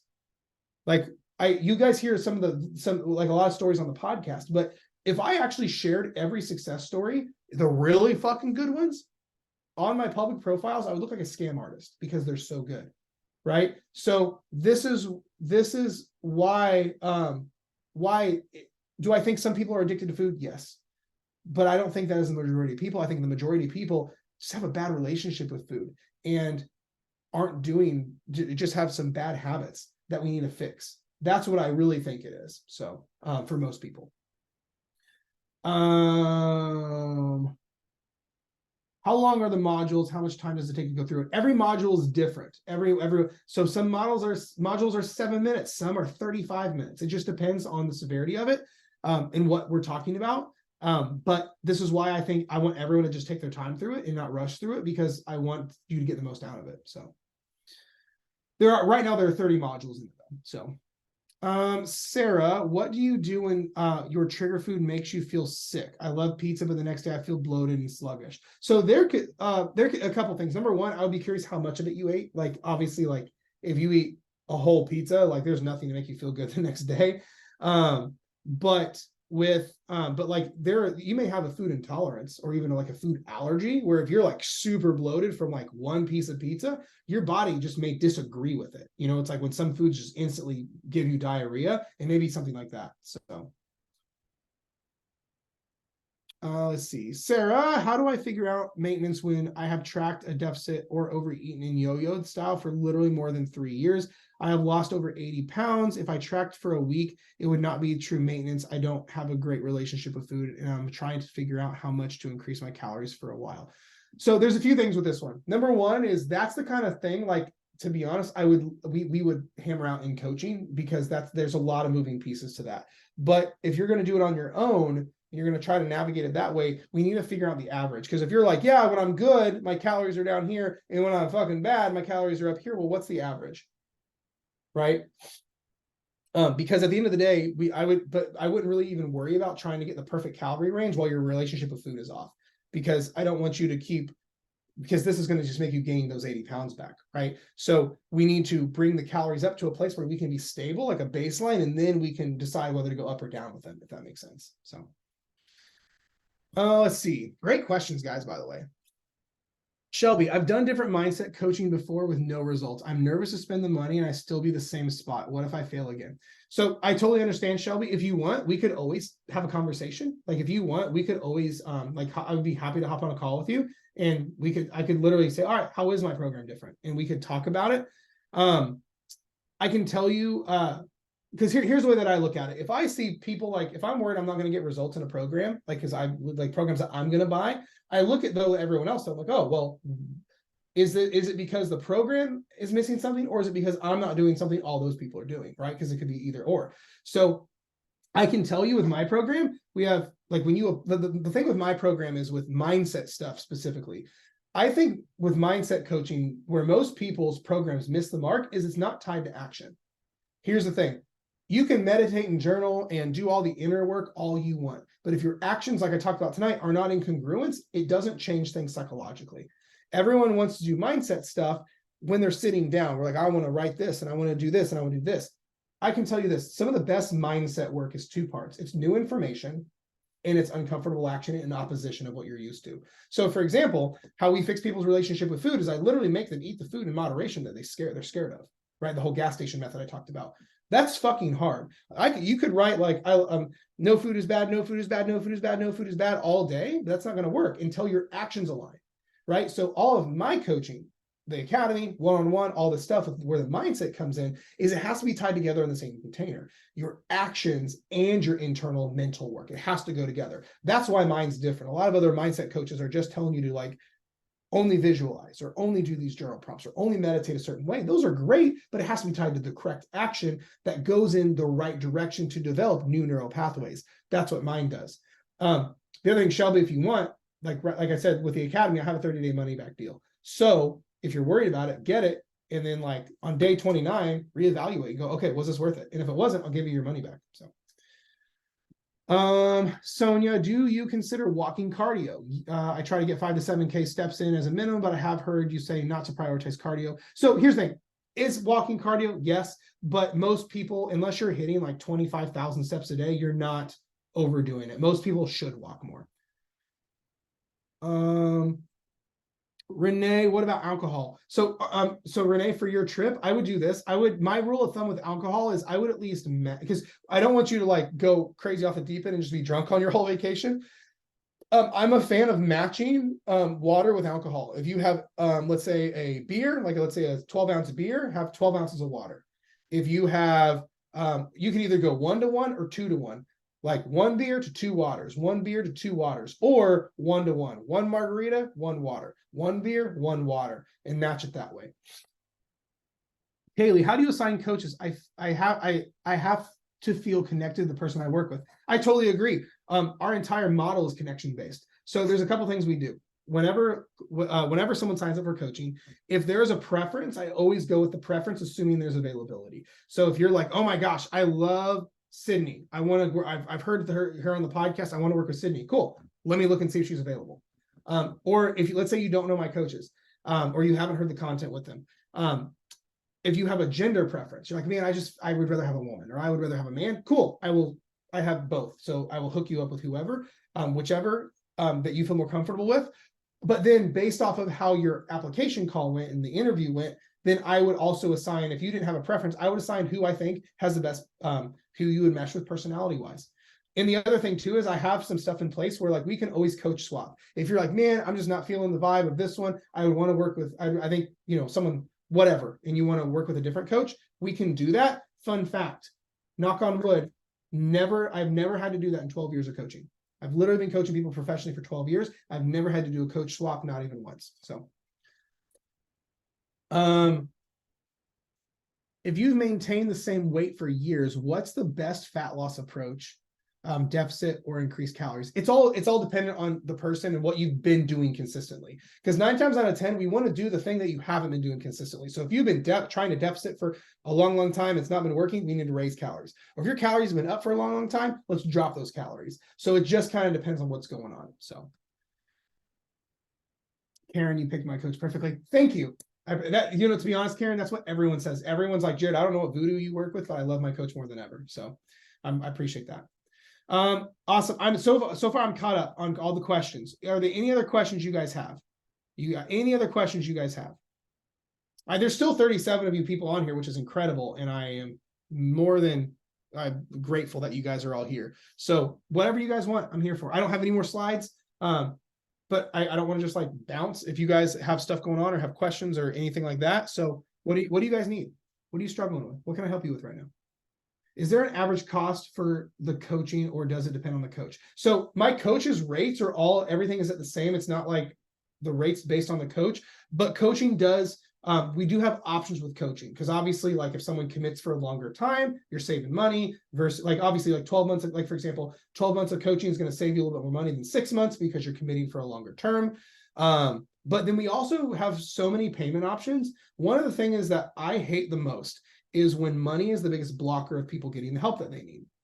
So what I like to do is I have so many different avenues for payments, financing, and installments to make it doable. Like a lot of coaches only run like what I call a paid in full model, where it's like pay in full or go fuck yourself. Don't get me wrong, we have plenty of people who will pay in full for like 6 or 12 months, which is fine. But that's not always practical. So we have people who do split payments. We have people who will do like a down payment monthly. We have people who do monthly. We have people who will fucking finance the whole thing. I don't care. I want to get you the help that you need. That's all I care about. To be honest, I have people who I'll put it this way. If you are willing to invest in yourself and you are willing to get creative and resourceful, I am too. I'll just say it that way, where like, I don't want to just say like, all right, here's how much coaching is, because it's not quite how it works, but it also just depends on where you're at, what you need, and all these things. And I don't want to like say, oh, you need this, when in reality you only need this. Or I don't want to say, okay, you're good with this and you need this, and now you have a bad experience. But I can tell you that if you're willing to get creative and resourceful, so am I. And I'm willing to work with you. We work with all sorts of budgets. What about Australian money? We have Australian clients all the time. We work with clients with all over the place. A lot of Australians, a lot of Canadians, a lot of UK, a lot of we've got like China, like we have clients all over the world. So, and I get it. So I'm happy to work with you. So Michelle, you're the most genuine person I've met. I continue to listen to you, help me from totally giving up when the chaos hits. I appreciate that, Michelle. Thank you so much. Oh, excuse me. There's still 30 of you motherfuckers on here. So what can I help with? Thank you, Jared. This content has been eye-opening, refreshing, and golden. I'm so appreciate offering the content, all the extras you've given. I've signed up for the 188 Academy. So excited. Fuck yeah. Fuck yeah. I love that. For those who are getting signed up with the Academy, you will be getting a text from us, actually from me, basically wanting to schedule an implementation call with you. So I want to make sure you get the most out of the Academy and that it is a good fit. So so when you guys get the text from me saying, hey, let's set up your implementation call, let's actually get that set up, because I want to make sure you know how to get the most out of the Academy. Like, yeah, I have a video in the Academy saying, here's how to use it, but I want to personally show you how to use the Academy, or my team personally show you how to use the Academy. So, no questions. I'm enjoying the questions and insight. Thanks for sharing. Got you. Love this, guys. You guys are fucking incredible. Guys, I honestly, God, I really appreciate all of you guys being here. This is incredible. More questions rolling in. Susanna, recommendation on hitting water goals. I'm good for a few days, but slack off on day 2. Want to become more consistent. My joke is eat spicy food. I'm telling you, if I eat spicy food, I can suck water down like a fucking fish. No, in all seriousness, buy a nice water bottle you like and carry around with you and make it have a straw. You will drink so much more water. Let's see. Has anyone used the 90-day group challenge to reset? I have tracked macros to the gram forever, and I have a streak of in the hundreds for walking 10,000 steps. I feel panicky, not tracking food, not getting in daily walk, but the panic makes me feel I probably need to stop and I can't afford coaching. So I wouldn't use, so you could use the free 90-day Project 90. The problem is most people, the idea of most people need a reset isn't what the case is. And if you're like what I call a reset person, that's actually enabling the bad things. So I think we need to figure out what actually is the problem, like what's making you feel panicky, the idea of stopping, the idea of not tracking, the idea of eating more, and then we need to put a plan in place around that. But shoot me or my team a message and we'll like figure out what the issue is, and I probably have content on it and go from there. So Sonia, if you buy the academy now and sign up for coaching within a certain time, will a portion of the cost be applied towards coaching? You know what? One thing I like to do, because I don't want anyone wasting money. If someone buys the academy and then let's say within like a couple months wants to upgrade to coaching, I will offer to move your money into coaching. So like, for example, like if let's say right now you buy the academy for $500, and let's say in 30 days, 60 days, you're, you know what, I really want coaching. I will credit the $500 into coaching. No questions asked. Or let's say one of you guys, let's say you're doing payments on it. I will credit any of your current payments into coaching and cancel the rest of the payments because I got you. I want this to be fair. You know, that's what I would do. If you wait like 8 months, I can't do that. But if you do that like within the first couple months, like I'll be honest, a lot of people toe tap the water with the academy. And then the academy, then like, oh, I don't need coaching. I fixed my issues. Or they're like, oh, I really need coaching. And then we just credit it and it's not a big deal. So Nicole, I live in Canada. Have you ever had clients in your coaching that were able to get some of the services covered by insurance? Not normal insurance. We have had some people who have some HSAs that qualified, but not big boy insurance. But I know it just depends on the policies and everything. So I would do this, Nicole. I would go reach out to like, if you guys have like an insurance person, like an agent, I would say, hey, I have a weight loss coach in the US I want to work with. Is there any way we can make this covered? And see what they say. Kaylee, how do you pick your coaches to work for you? So I have a very extensive interview process when it comes to coaching, as to be part of my staff. I do not take it lightly, my coaches that work for me. I only have aces here. I do not fuck with B level, C level coaches. I only work with aces. And they're aces, not just because they're great at what they do, because not to sound bad, but not to sound like an asshole, but I built them that way. I like a lot of coaching programs who have like, there's like the main guy and they have the coaches that work for them. It's just random people they subcontract out to and refer out to, like, well, that's this one. And it's not really like consistent, versus everyone is my in-house team where I personally coach and mentor everyone. And they all had extensive interview view processes. And basically they teach my system. So I'll be honest, everyone gets the same experience no matter what coach you work with. Like obviously my coaches are accredited, they are qualified, and I trust them because I've coached them and trained them and all these things and mentored them. But at the same time, they teach my program. So it's not like this one does his own thing and this one does their own thing.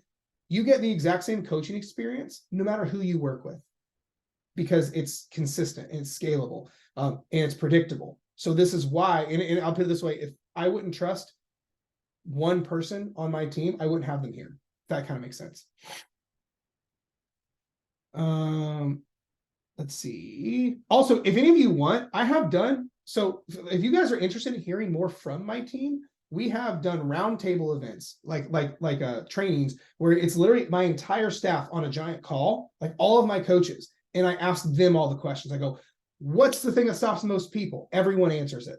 And I literally will interview all of them at the same time. And then I have all of my coaches on my podcast. I've done solo episodes with all my coaches, and I've done client interviews with my coaches. So you'll hear like a client that crushed, and I'll bring the client on and their coach on, and we'll do a 3-way podcast.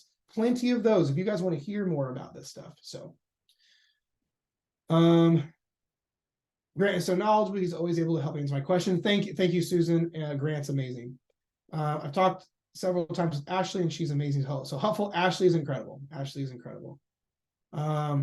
Where can I find your podcasts? Anywhere podcasts are found. Dieting from the Inside Out is the name of my show. So if you search Dieting from the Inside Out, Apple, Spotify, YouTube, anywhere podcasts are found. Karen, I love Sydney. Yeah, Sydney's great. Let's see. Susan, the roundtables are some of my favorites. I love it. Michelle, Ashley's the fucking bomb. Ashley is the fucking bomb. Let's see.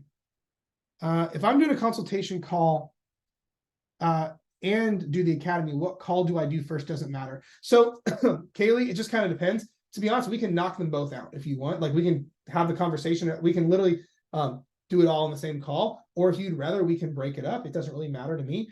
But we could also knock it out on the exact same call just to, if that would help. So one of my issues is I'm a bit of a picky eater. So when I see diet plans, they don't fit as I don't like the food choices. Do you work on the individual plans that can work with foods I actually like? So this is the best part. We don't tell you what to eat.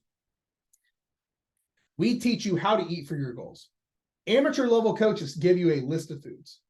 Amateur level coaches say, eat these foods, eat these plans. No, like that's the thing is, I only want you to eat the foods you love, that you build, that you prefer. So instead of telling you what to eat, we teach you how to eat for your goals.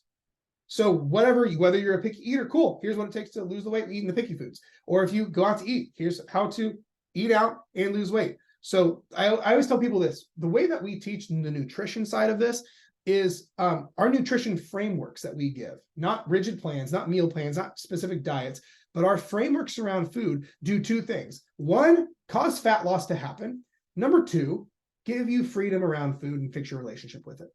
Those two things are traveling companions. It's like a helix. You have to have both. If your plan loses weight but fucks your relationship with food, it gives you the middle finger, terrible.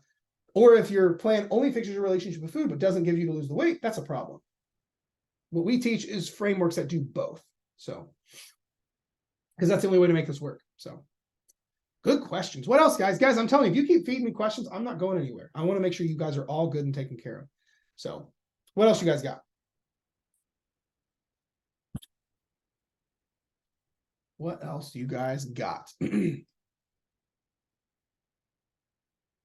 I have a long list of podcasts I need to listen to now, and they're not slowing down. I'm cranking out more guys. I'm cranking out more content right now than I ever have. We drop an episode a week of the show. I just brought on a YouTube editor, so we're dropping weekly YouTube videos, like 4 to 6 minutes. And I'm pumping out all the short form everywhere. So, book recommendations on what? I do have plenty of book recommendations. So, on what mindset, inner game, like what specifically? Anything I should do to prepare for the audit call? You should get, if you did not receive this, let me know. You should have received a pre-call packet. A pre-call packet that basically gives kind of a rundown on like how we like our philosophies, like how I do my thing and all that. So I would watch that, and I do have a little bit of homework. And I would come to the call with the homework. Sonia, do you have any material around strength training, or is that covered in coaching? I do a lot of stuff, but I don't think it's the right stuff. So 2 things. I do have free material on strength training, but we absolutely do that in coaching. Inside coaching, one or the other, there's a lot you guys get in coaching. Inside coaching, you get a full-blown head to toe training program and protocol. Like we build you a whole strength training program head to toe with tutorial videos, the whole 9 yards, all tailored to you. So you get that. That's just part of coaching, all inclusive, all expenses paid by. But if we also still have some like more templated stuff that's free that we can get you access to. So, Kaylee, do you think people can make progress working out from home? 100%. Oh yeah, we had some crazy transformations when COVID happened. Let's see, either or for book recommendations, I've read The Power of One More and 5 Second Rules, so maybe books of that vibe. Read The War of Art by Stephen Pressfield. One of my favorites, The War of Art. Perfect. I need to be told what to do. There we go. So if you wanted, like I said, we do that in coaching. Like if you're like you said, I need to be told what to do. If that's the case, then we could literally see if coaching would be a good fit. Because it's exactly, we lay it all out. So you just show up and execute. So, guys, there's been a lot more questions on coaching, and I love it. Because here's my thing: I never want to just like push my shit real hard, especially if it's not, if not everyone's interested right now, which is fine. But for those that are interested, that are interested in coaching, but you're like kind of on the fence, you're like, I don't know what goes into it. You just need more information before you can see if it's something that you want to do. Let me know. And I would be more than happy to just set up a call where we could talk and I could give you all the information, or I could send you all the information that way to give you an idea of like what all goes into it. If that's something that's what you're looking into. There's just been a lot of questions about it and I love it. But if it's one thing that you're wanting, just let me know. We can have a conversation about it. It's not a big deal. So, what else? Anything else, guys?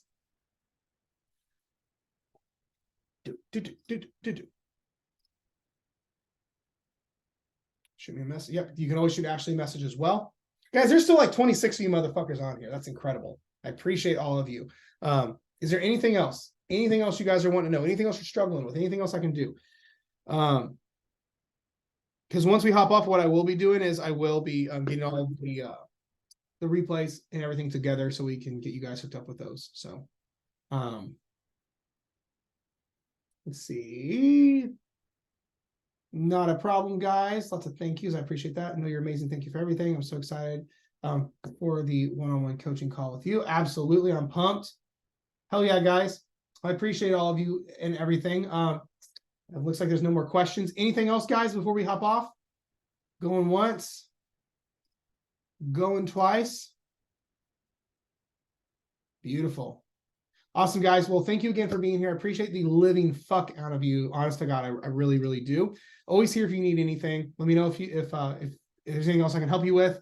Hopefully this helped. I will talk to you all soon.